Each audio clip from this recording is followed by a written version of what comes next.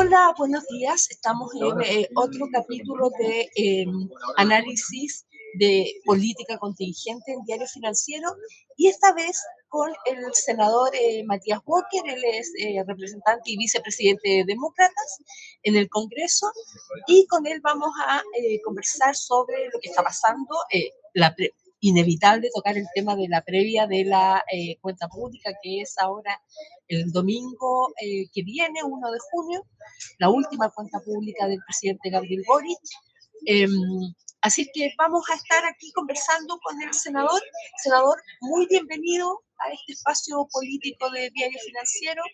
Eh, Cuénteme, para partir, eh, ¿cómo está?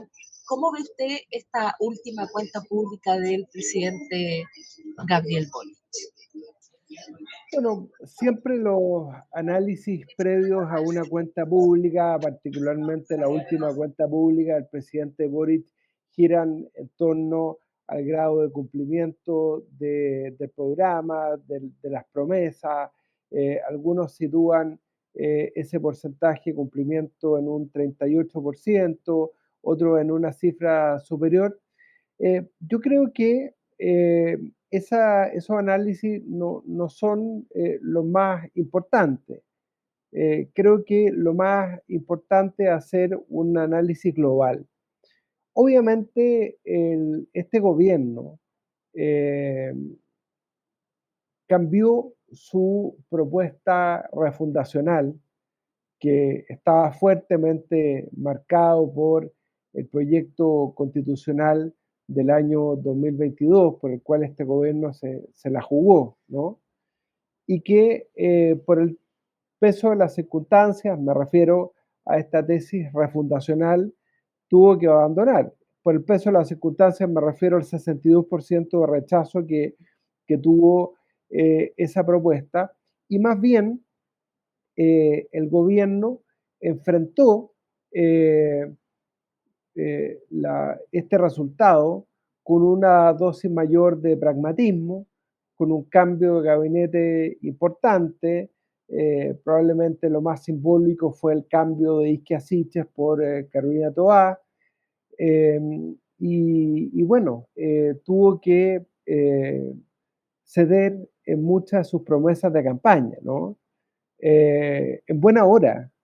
El hecho más simbólico fue el acuerdo de pensiones, donde este gobierno pasó del eslogan "no más AFP", que tuvo que abandonar eh, rápidamente, por un acuerdo más pragmático que aumentaba la cotización previsional, siguiendo todas las recomendaciones de los expertos, desde la Comisión Marcel, la Comisión Bravo en adelante, fortaleciendo el mercado de capitales y con un porcentaje de solidaridad menor del que estaba contemplado incluso el gobierno en la propuesta del presidente Piñera, y que nosotros en ese momento aprobamos y que ellos rechazaron.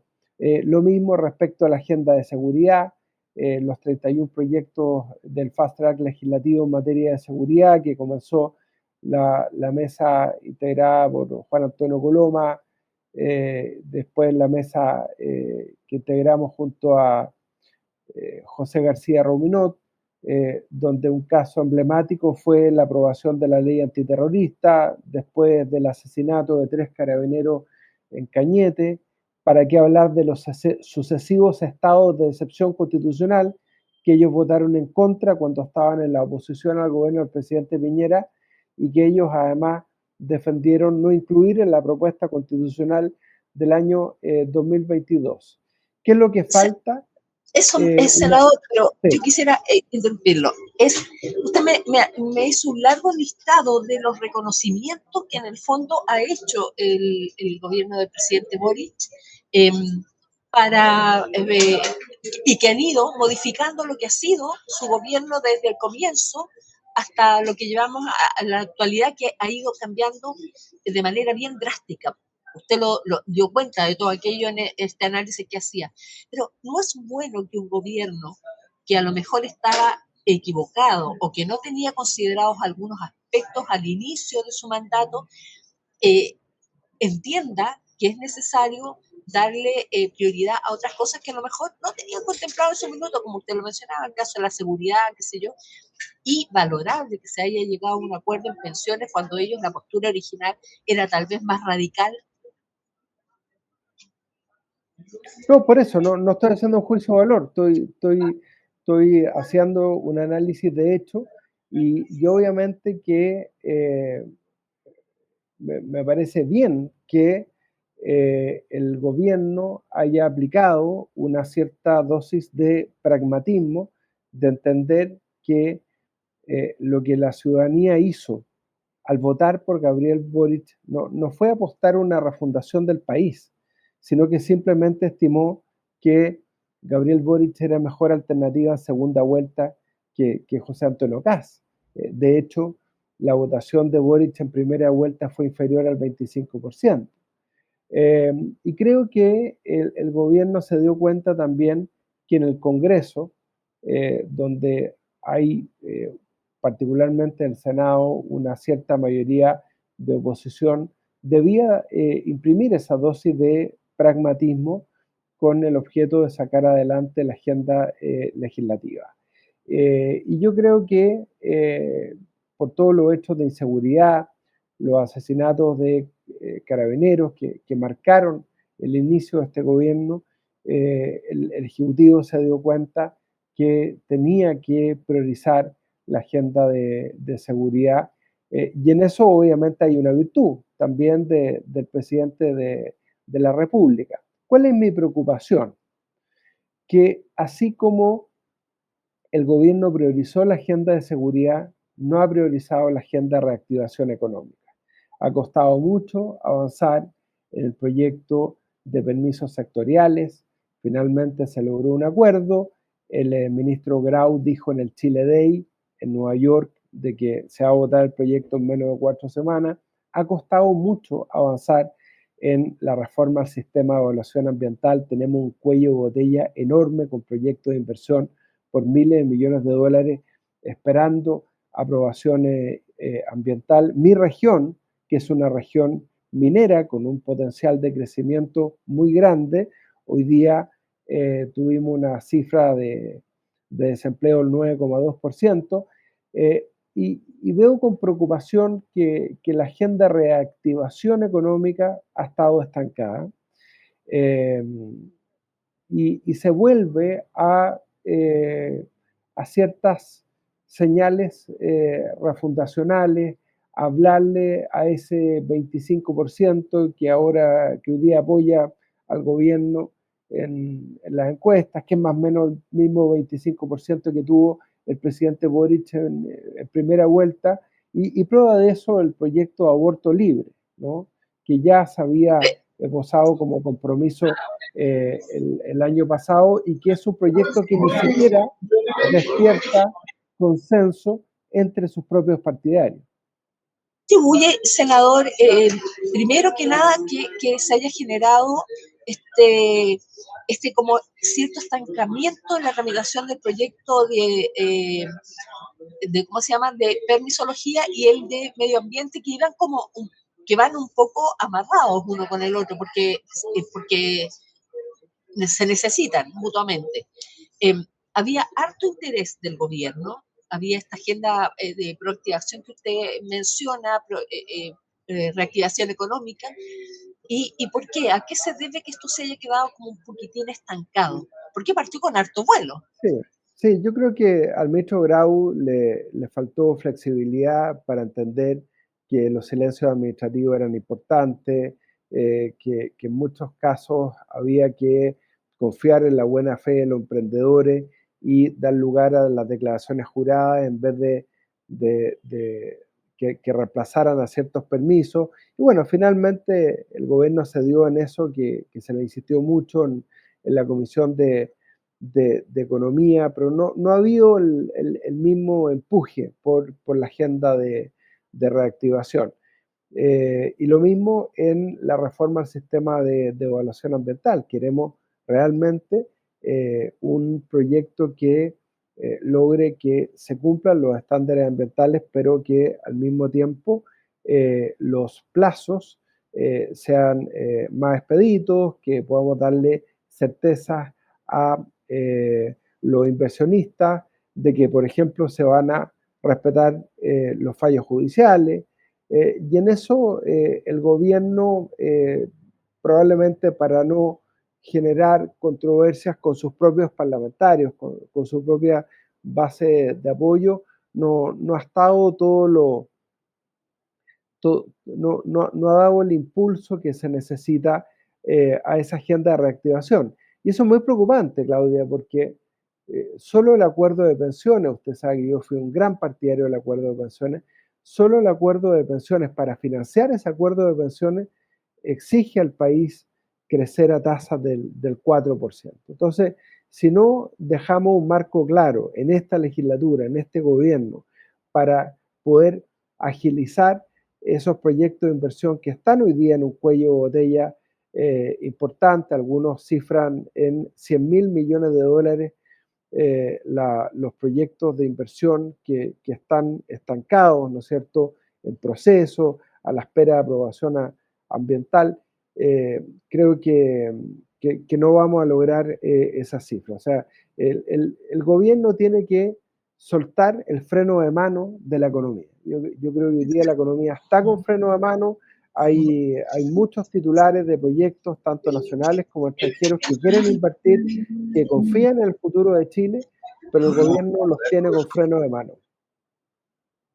Y en ese contexto, ¿qué esperaría? Lo hablamos un poquito ayer a grandes rasgos, pero ¿qué esperaría usted de la cuenta pública? Porque la senadora Proboste mencionaba algo que es muy real, pero que nadie considera en los 3 años previos, que es que la cuenta pública es un balance. Pero en general los presidentes han mal acostumbrado, entre comillas, a la ciudadanía y a los parlamentarios en que a la cuenta pública anuncian proyectos. Algunos los llaman ofertones. Entonces, me gustaría que usted me contara cómo ve o qué esperaría de esta cuenta pública que, que se va a dar ante el Congreso Pleno, faltando 9 meses para que termine el gobierno. O sea, da la sensación de que proyectos nuevos es difícil, más que anunciarlos tal vez, pero ¿qué esperaría usted? Yo discrepo con ese análisis. Yo creo que a los chilenos, más que importarles lo que pasó en los últimos 3 años, lo que les importa es cuáles son las expectativas frente al futuro. Y por eso creo que es tan importante avanzar en la agenda de reactivación económica que está pendiente. En la agenda de seguridad hemos avanzado. Hemos completado casi todos los proyectos. Falta el proyecto de seguridad municipal, pero de despachar completamente infraestructura crítica, sistema de inteligencia del Estado, regla del uso de la fuerza, pero en general se ha avanzado en la agenda 31 proyectos en materia de seguridad. No así en la agenda de reactivación. ¿Por qué? Fruto de las propias discrepancias dentro de el gobierno. O sea, piensa usted que el caso del proyecto Dominga, que es un proyecto paradigmático en la región de Coquimbo, a propósito del 9,2% de desempleo.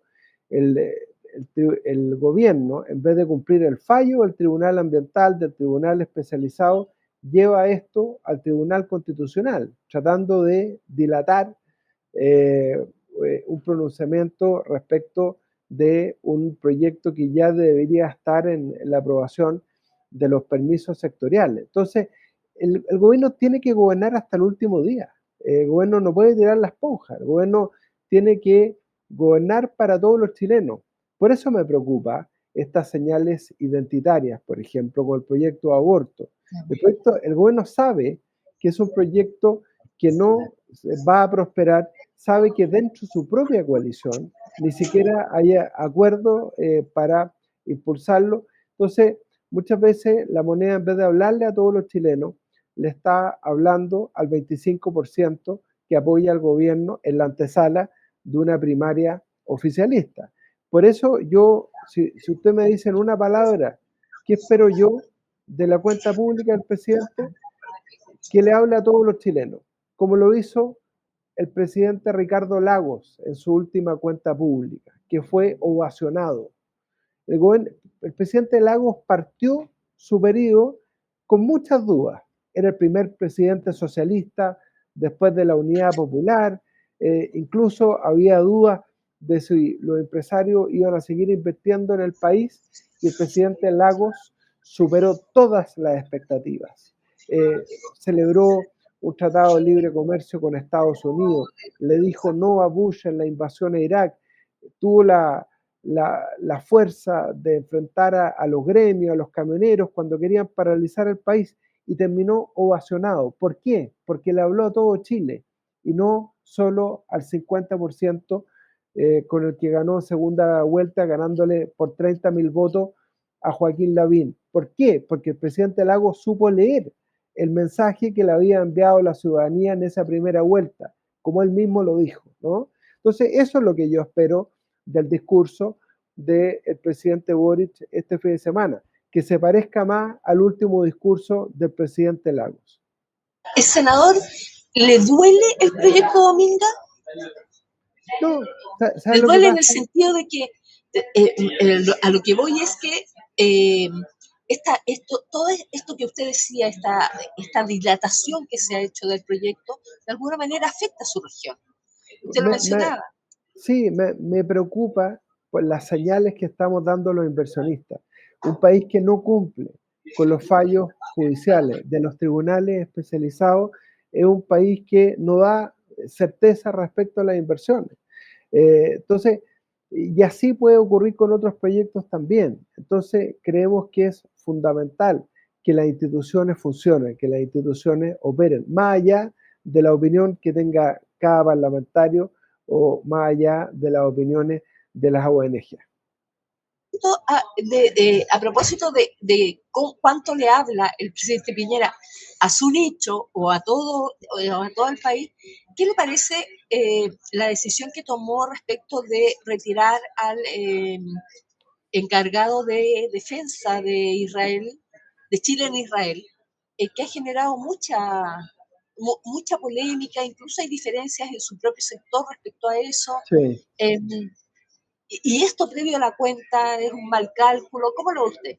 Sí, bueno, algunos dirán que en materia de relaciones exteriores se aplica el principio de reciprocidad, ¿no? Si Israel retiró su agregado militar en Chile, lo lógico es que Chile tenga que hacer lo mismo. A mí me preocupa porque perdemos capacidad militar, capacidad de inteligencia que Chile además va a seguir adquiriendo, porque es una de las tecnologías más importantes en materia de defensa. Lo que sí sería una señal muy preocupante, que es lo que han pedido algunos líderes del oficialismo, es romper relaciones diplomáticas con Israel. Eso sería un error. Acá hay que distinguir las relaciones entre los gobiernos de las relaciones entre los estados. Lo que, ojo, el presidente Boric lo ha dicho muy bien respecto a la relación con Argentina. Él le dijo al presidente Milei, mire, su gobierno va a pasar y el mío también, y las relaciones entre los pueblos se van a mantener. Bueno, lo mismo tiene que aplicarse en la relación con el pueblo de Israel y el pueblo de Palestina. Chile tiene una política de Estado que estableció además el presidente Piñera, que es el reconocimiento de dos estados, el Estado palestino y el Estado de Israel, bajo fronteras seguras y determinadas. Por lo tanto, las relaciones entre los pueblos se tienen que mantener, las relaciones entre los estados se tienen que mantener. Y en Israel, creo que efectivamente Netanyahu es una persona que perfectamente puede ser acusada por crímenes de guerra, por uso desproporcionado de la fuerza que ha afectado a personas inocentes, particularmente a ancianos, mujeres y niños, en su lucha contra el terrorismo de Hamas. Y la gestión de Netanyahu ha generado una fuerte oposición dentro del propio país de Israel. y ha generado protestas, y los propios familiares de los rehenes han encabezado esas protestas porque en Israel hay una democracia. Entonces sería una contradicción que existe una ruptura de relaciones diplomáticas con Israel, primero porque las relaciones son entre los estados, no son entre los gobiernos, y porque Israel es una democracia. Entonces sería contradictorio mantener relaciones diplomáticas con dictaduras, pero terminar las relaciones diplomáticas con las democracias. Senador, usted mencionaba que el presidente Boric había empezado este proyecto de aborto legal en medio de esta campaña por la primaria en el oficialismo. Y a propósito de eso, ¿cómo ve usted este proceso de primarias en el oficialismo? Bueno, yo creo que se van a disputar el electorado el 25%. Obviamente no es lo mismo que gane Carolina Toá a que gane Janet Jara o que gane Gonzalo Vinter. Yo tengo la impresión de que la participación de esa primaria va a ser mucho menor a la esperada. Yo veo mucha desafección con el gobierno. Lo lógico es que participen de esas primarias los partidarios del gobierno, porque es una primaria oficialista. Votar en esas primarias es avalar a este gobierno, porque es una primaria convocada por los partidos de gobierno indudablemente. Y sobre el proyecto de aborto, bueno, yo creo que efectivamente el presidente Boric sabe que no va a haber una posibilidad seria de discutir este proyecto, que es mucho más importante el problema de la disminución de la tasa de natalidad en nuestro país. Creo que 1000 veces más importante que un proyecto de aborto que compromete la Constitución y Tratado Internacional de Derechos Humanos ratificados por Chile, es el proyecto de Sala Cuna Hoy. Ayer relanzamos este proyecto de Sala Cuna Universal. Yo voté a favor la idea de legislar junto con la senadora Rincón. Aún no entiendo cómo los senadores oficialistas votaron en contra de la idea de legislar, por una mezquindad, porque era un proyecto que venía del presidente Piñera. Pero ahí logramos un acuerdo ayer con la ministra Orellana, con las organizaciones de la sociedad civil, como Chile Mujeres, como la Fundación Ronda, de poder tener una verdadera sala cuna universal sin discriminar a las mujeres independientes, sin discriminar a las mujeres trabajadoras de casa particular, sin discriminar a los padres, con el principio de corresponsabilidad parental, haciéndonos cargo de los costos reales que hoy día tiene para una familia chilena la sala cuna, que son por lo menos 350.000 pesos mensuales. Bueno, esa es la agenda que el gobierno debiera priorizar. Usted decía que, permítame volver al tema de las primarias en el oficialismo, porque usted decía que los candidatos se van a disputar el 25%, pero en realidad se van a disputar mucho más porque está el socialismo democrático. Y mi pregunta en realidad es si usted no cree que la candidata Carolina Toá atrae votos del centro. Bueno, eso está por verse. Es un hecho, no un juicio de valor, que el socialismo democrático es parte de este gobierno y probablemente el eje de este gobierno actualmente. Tiene el Ministerio de Hacienda, tiene el Ministerio del Interior, tiene las Express de alguna manera, pero claramente es una primaria que han convocado partidos oficialistas y quienes vayan a votar a esa primaria le van a estar dando un respaldo implícito al gobierno. Es un hecho, no es un juicio de valor. Senador, ustedes como demócratas todavía tienen aspiraciones de que la senadora Rincón pueda llegar a la primera vuelta de la carrera presidencial. La senadora Rincón ha hecho un tremendo esfuerzo recorriendo el país primero para constituirnos en todas las regiones. Hemos estado concentrados particularmente y sobre todo ella en giras a la región de los lagos, de los ríos, de Magallanes. Yo también he estado la última semana en los ríos y en los lagos y esperamos lograr la meta. Y yo creo que para Chile es importante tener una alternativa de centro. Si la senadora Rincón no está en la papeleta, yo espero que esté en la papeleta, ese electorado va a quedar a disposición de otras candidaturas como la de Harold Nichols, por ejemplo. Entonces yo creo que yo soy un firme partidario de que la candidatura de Jimena Rincón llegue hasta el final, y para eso es muy importante estar constituidos en todo el país. Yo creo que se abre una oportunidad. ¿Por qué? Porque la izquierda se ha izquierdizado y la derecha se ha derechizado. Entonces hay una gran oportunidad para el centro en estas elecciones, y por eso además aspiramos a tener candidatos a parlamentarios en todas las regiones de Chile, y ese es el sentido también del esfuerzo que estamos haciendo en esas 3 regiones. Senador, ¿ustedes estuvieron en algún minuto dispuestos a ir a la primaria de Chile Vamos? Y la derecha, en el fondo, Chile Vamos, Kaiser, Kast. ¿Cómo se entiende esta búsqueda del centro? Se lo pregunto porque ustedes en algún minuto, cuando se escindieron de la DC, plantearon justamente que iban en la búsqueda del centro, que la DC se había izquierdizado. Pero en realidad la gente a ustedes ahora los ubica como parte del sector de derecha. ¿Cómo explica que se haya producido ese fenómeno? Porque además, habiendo estado disponibles a ir en una primaria con la derecha, tampoco se percibe mucho que estuvieran optando por el centro. Como el que pasa con amarillo, por lo pronto. Sí. No, voy a hacerle una precisión. Nosotros siempre descartamos participar de una primaria con la extrema derecha. Siempre descartamos hacer una primaria con republicanos y con los libertarios o los socialcristianos. Nosotros dijimos que estábamos dispuestos a un entendimiento con Chile Vamos en la medida que existiera un acuerdo programático. Ese acuerdo programático hasta el día de hoy no se ha producido. Yo no descarto que se produzca el día de mañana, en buena hora. Yo creo que Chile Vamos dio una muestra de madurez política muy importante en el acuerdo de pensiones. Chile Vamos se corrió hacia el centro con el acuerdo de pensiones. Lo que pasa es que después vinieron las desafortunadas declaraciones de Evelyn Matei respecto de las violaciones a los derechos humanos en el año 73 y 74, y ha estado errática en algunas declaraciones. Eso es un hecho.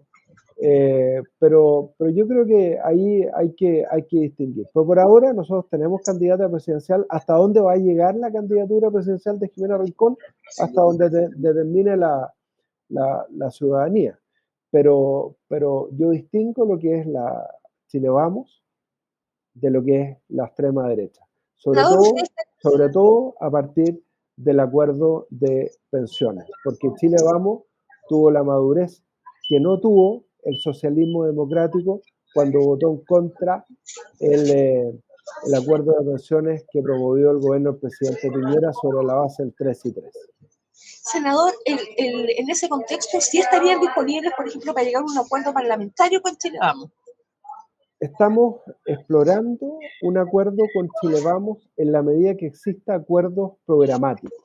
Por ejemplo, me voy a tirar a la piscina al tiro. Yo no soy partidario de la pena de muerte. Para que lo veamos, para que lo aterricemos. Lógico, yo no soy partidario de la pena de muerte, así como no soy partidario del aborto. O sea, cualquier acuerdo programático con Chile Vamos tiene que ver con la defensa de valores universales, como el valor de la vida, el respeto a las libertades. Yo creo que bajo ese marco común se pueden hacer acuerdos, como lo que pasó en Alemania. ¿Por qué la Fundación Konrad Adenauer, ligada a la democracia cristiana alemana, terminó su relación con la democracia cristiana chilena y ha estado trabajando con demócratas, con amarillos y con Renovación Nacional? Bueno, porque ellos en Alemania dieron el ejemplo.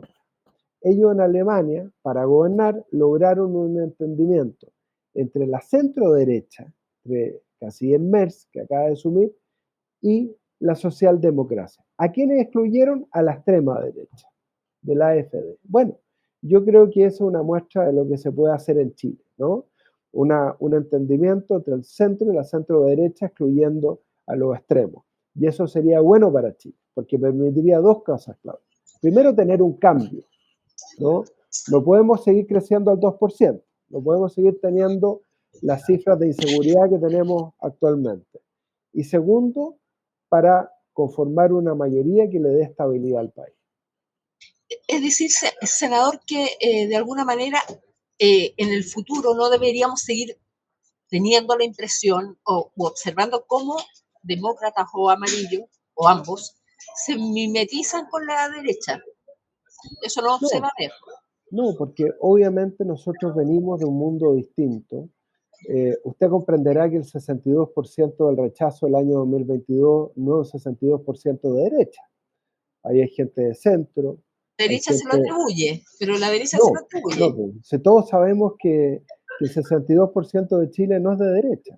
Y ese resultado se logró gracias a que el centro y la centroizquierda por el rechazo levantó su voz y dijo, queremos una nueva constitución, que no queremos refundar el país. Y eso es un poco el aprendizaje para todos, ¿no? De lo que se puede hacer en materia de entendimiento. Ahora, hasta hoy no tenemos entendimiento con Chile Vamos, ni en lo programático, ni en lo parlamentario, ni en lo presidencial. Por lo tanto, Senador, seguimos adelante con la candidatura de Jimena Rincón y con nuestras candidaturas al Parlamento. ya para liberarlo, senador, eh, ya, siguen adelante. En el caso de que la candidatura de la senadora Rincón no pueda llegar a la primera vuelta porque no logran lo que les exige el registro, o sea, el CERVEL, perdón, eh, ¿con qué candidata se siente más cercano? ¿Con Evelyn Matei o Carolina Toa?